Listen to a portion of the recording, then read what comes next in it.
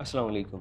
Overseas Pakistani अगर चाहें तो पाकिस्तान का नक्शा, इसकी इकॉनमी, हालात सब कुछ बदल सकते हैं। इनके पास जज़्बा भी है, इनके पास पैसा भी है, सलाहियत भी है और दूसरी दुनिया से ताल्लुकात भी हैं इनके। लेकिन ये ओवरसीज़ पाकिस्तानी क्यों नहीं कर पाते या क्यों नहीं करना चाहते, उसका एक छोटा-सा आपको आज क्लिप दिखाने वाला हूँ। चंद हफ़्ते पहले का ये क्लिप है जो कि गालिबन ईद के मौका पे रिकॉर्ड हुआ था। उसमें क्या किया जा रहा है ओवरसीज़ पाकिस्तानी के साथ, और ख़ुद मुझे इस मर्तबा जो इंग्लैंड टूर के अंदर मैंने एक बंदे से बात की, वो बाय बॉर्न यूके बॉर्न है लेकिन उसकी रूट पाकिस्तान से हैं और अभी भी पाकिस्तान उनका आना जाना। तो उसने एक ऐसी बात कर दी कि मैं सुन के ऐसा शर्मिंदा हुआ कि मुझे पता ना चले कि मैं इसको जवाब क्या दूँ। और क्यों ये ओवरसीज़ पाकिस्तानी पाकिस्तान से मोहब्बत करने के बावजूद जो है पाकिस्तान आने के रास्ते इनके लिए बंद हो रहे हैं। ज़रा आपको एक वीडियो दिखाना चाहूँगा। इस वीडियो में देखिए किस तरह से एयरपोर्ट जैसी जगह पे बाकायदा प्लानिंग करके, गेटअप करके लोगों को लूटने, उनको शर्मिंदा करने का एक ऐसा चोर बाज़ार गर्म है जो कि हुक्काम बाला की सरपरस्ती के बगैर मुमकिन नहीं है। ज़रा ये देखिए।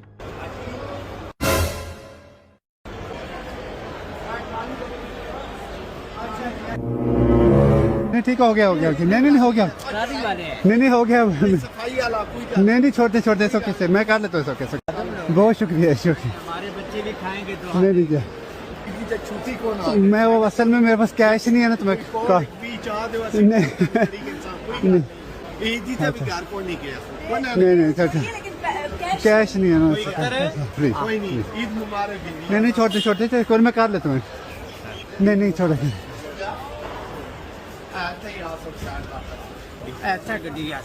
नहीं वो नो नो नो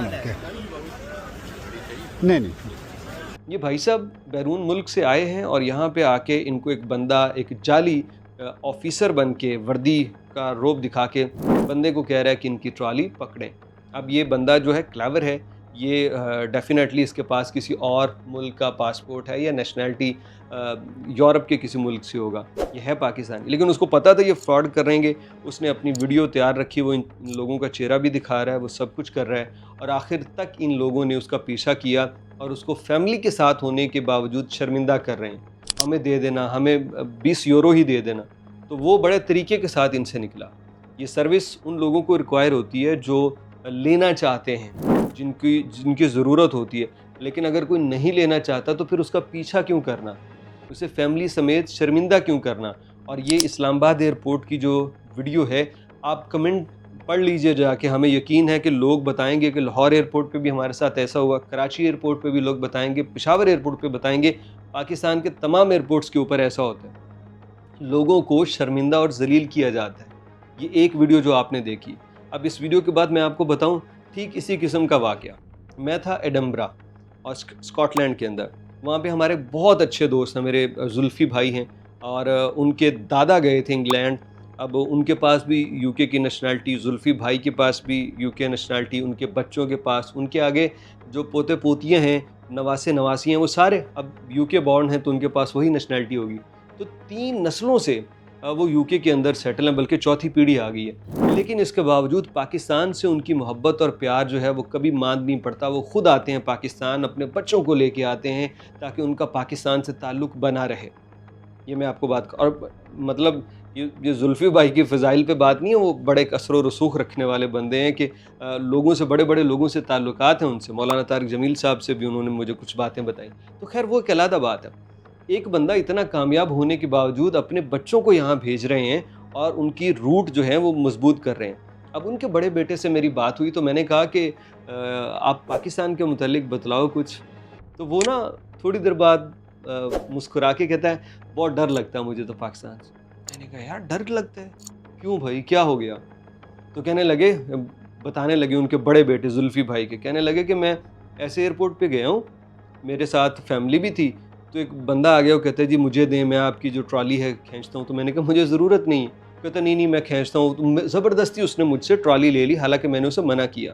कहने लगे ये करने के बाद जब वो ट्रॉली अंदर लेके चला गया और वहाँ पे जब मैं, अब ज़ाहिर बात है ये यहीं तक डिलीवर कर सकता है, तो मैंने उसे अपनी जेब से 1000 रुपया, पाकिस्तानी रुपया निकाल के दिया। कहने लगे कि वो जब मेरे पास 1000 रुपये उसने लिया वो पकड़ नहीं रहा और मुझे आगे से बद्दुआएं देना शुरू हो गया। अल्लाह करे तुम्हारी फ़्लाइट में ये हो जाए, अल्लाह करे तुम्हारे साथ ऐसा हो जाए, तुम मर जाओ तुम।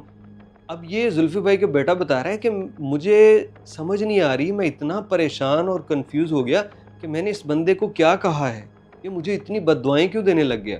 क्योंकि जो यूके बॉर्न बच्चे हैं ना, इनमें ना मुनाफ़क़त होती है, ना इनमें इस तरह के जो एक मुनाफ़िकाना रवैये बर्दाश्त करने की इनमें कैपेसिटी होती है।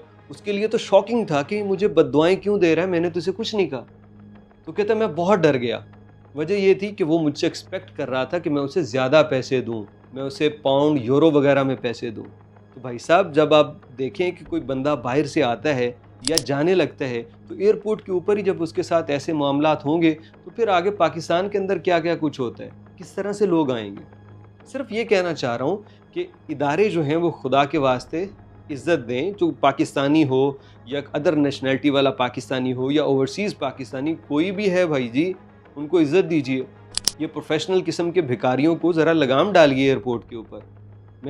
फिर कहता हूँ कि ये किसी की मिली भगत के बगैर मुमकिन ही नहीं है। एयरपोर्ट इंतज़ामिया नहीं देख रही, वहाँ पे ये क्यों कर रही हैं? पता नहीं किस-किस को ऊपर से दिहाड़ी जाती है, किस-किस को फंड जाते हैं, जो उनकी मर्ज़ी से ये ग्रोह पूरे यूनिफ़ॉर्म पहन के यहाँ पे लोगों के साथ ये फ्रॉड कर रहे हैं। अगर आपके साथ भी कभी ऐसा कुछ हुआ है तो कमेंट बॉक्स में अपनी राय ज़रूर दीजिए।